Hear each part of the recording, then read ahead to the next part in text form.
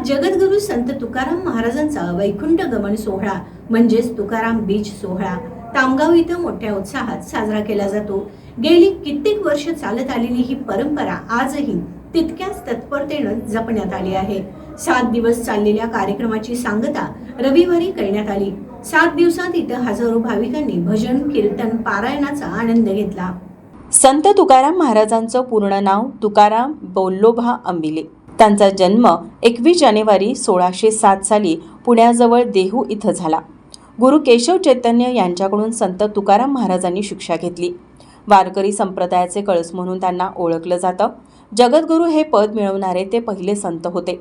संत तुकाराम महाराज बीज म्हणजे या दिवशी जगद्गुरू तुकाराम महाराज हे नंदुरकी वृक्षाच्या छायेखाली ध्यानस्थ बसून सदेह वैकुंठ धामाला गेले।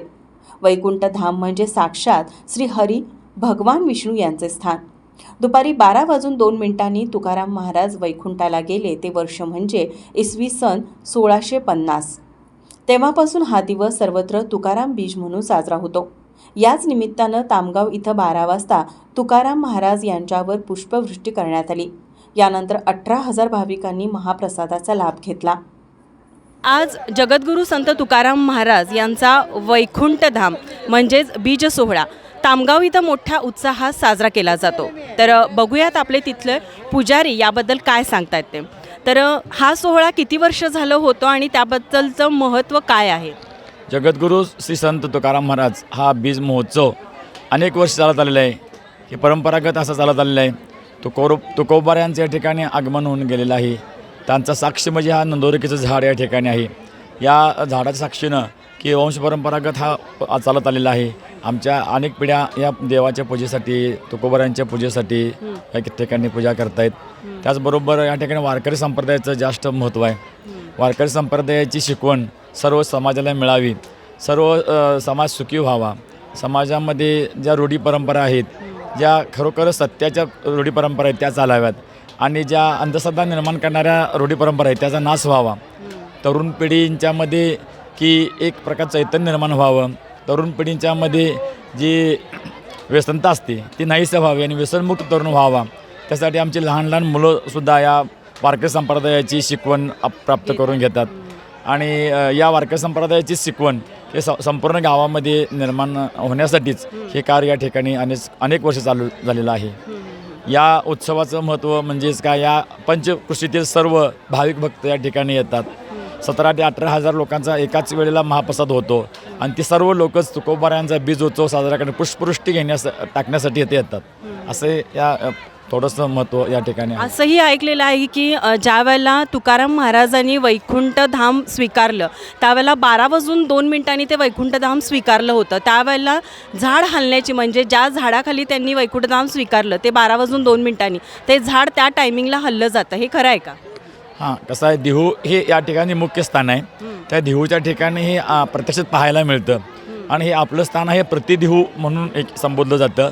पण त्या झाडाची महती जर समजावून घ्यायची असेल तर त्या अवस्थेला पोचायला पाहिजे की ते ज्ञान आपल्याकडे पाहिजे। त्या ज्ञानाची अनुभूती घेण्यासाठी तो अभ्यास पाहिजे। प्रत्येकालाच हा अनुभव येईल असं काही नाही।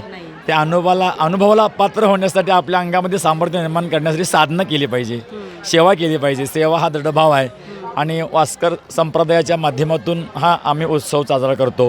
ती परंपरा या ठिकाणी आम्ही चालवतो। आम्ही पायी दिंडी सोहळा करतो। तुकोबाऱ्यांचं भक्त आमच्या गावामध्ये भरपूर आहेत आणि त्यांच्या माध्यमातून ही सेवा चालते। प्रत्येक लहानापासून ते मोठापर्यंत, स्त्रियापासून ते लहान मुलींच्यापर्यंत प्रत्येक सेवा ही करत असतात। कोणाला काय सांगावं लागत नाही की या ठिकाणी सेवा आहे, आपल्या आनंदानं स्वीकारतात।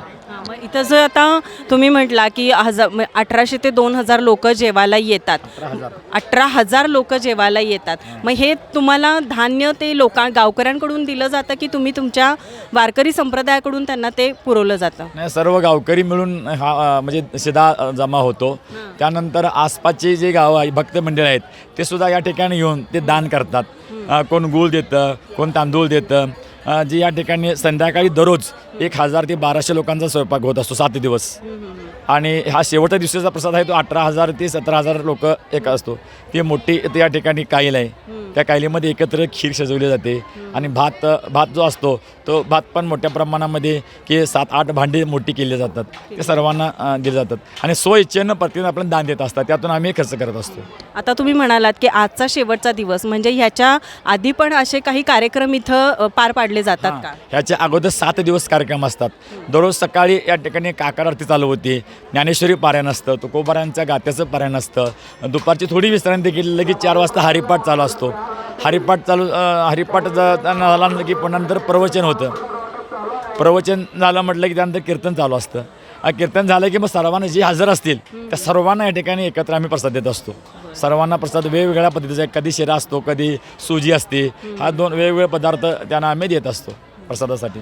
तर आज आपल्याबरोबर होते वारकरी संप्रदायातील एक पुजारी. तर त्यांनी आपल्याला खूप छान तुकाराम महाराजांबद्दलची महती सांगितलं, त्यांचं महत्त्व चाललं. अखंड 47 वर्ष चालत आलेली ही परंपरा आजही ते चांगल्या पद्धतीने जपत आहात. तुम्ही बघू शकता की इथं अत्यंत चांगल्या पद्धतीने पूजा पण मांडण्यात आलेली आहे.